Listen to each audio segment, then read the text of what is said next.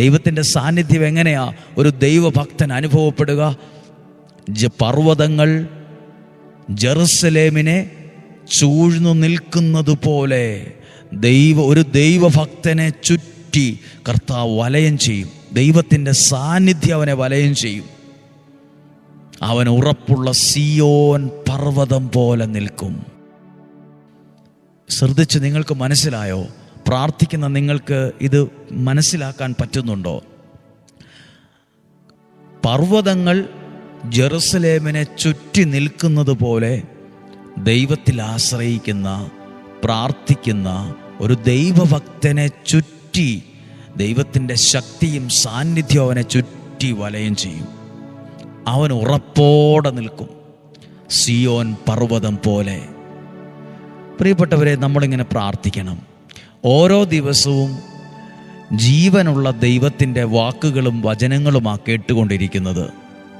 ഈ വചനത്തിലൂടെ നിങ്ങളിൽ പ്രവർത്തിക്കുന്നത് ദൈവശക്തിയാണ്. നിങ്ങളിൽ നിറയുന്നത് ദൈവ സാന്നിധ്യമാണ്. നിങ്ങളുടെ ജീവിതത്തെ മുന്നോട്ട് നയിക്കുന്ന ഒരു ശക്തിയായത് മാറുവാണ്. ഓരോരുത്തർക്കും അത് ഓരോ തരത്തിൽ അനുഭവിക്കാൻ കഴിയും. ദൈവ സാന്നിധ്യം നമ്മളെ ചുറ്റി നിൽക്കുന്ന ഒരു അനുഭവം.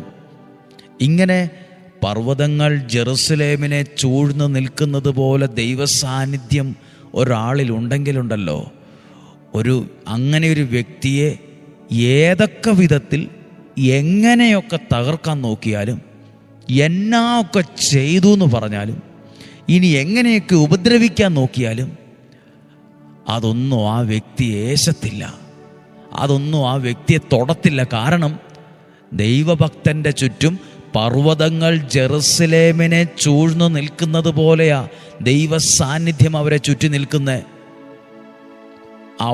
അവനെ എറിഞ്ഞാലും അവനെ കൊള്ളത്തില്ല. ഉപദ്രവിക്കാൻ ആഗ്രഹിച്ചാലും ആ ഉപദ്രവം പ്ലാൻ പാളിപ്പോകത്തേ ഉള്ളൂ. കാരണം പർവ്വതങ്ങൾ ജെറുസലേമിനെ ചൂഴ്ന്നു നിൽക്കുന്നത് പോലെ അവനെ ചുറ്റി ദൈവ സാന്നിധ്യം വലയം ചെയ്യുന്നുണ്ട്. അവൻ്റെ യാത്രകളിൽ, എടുക്കുന്ന തീരുമാനങ്ങളിൽ എല്ലാം ദൈവ സാന്നിധ്യമുണ്ട്. പ്രാർത്ഥിക്കുന്ന ഓരോ വ്യക്തിക്കും ഈ ഈ സങ്കീർത്തനം 125, 1, 2 പ്രാർത്ഥന കേൾക്കുന്ന ഓരോരുത്തർക്കും ഇത് അനുഭവമാണ്. ഓരോ കുടുംബങ്ങൾക്ക് ഇത് ലഭിക്കും.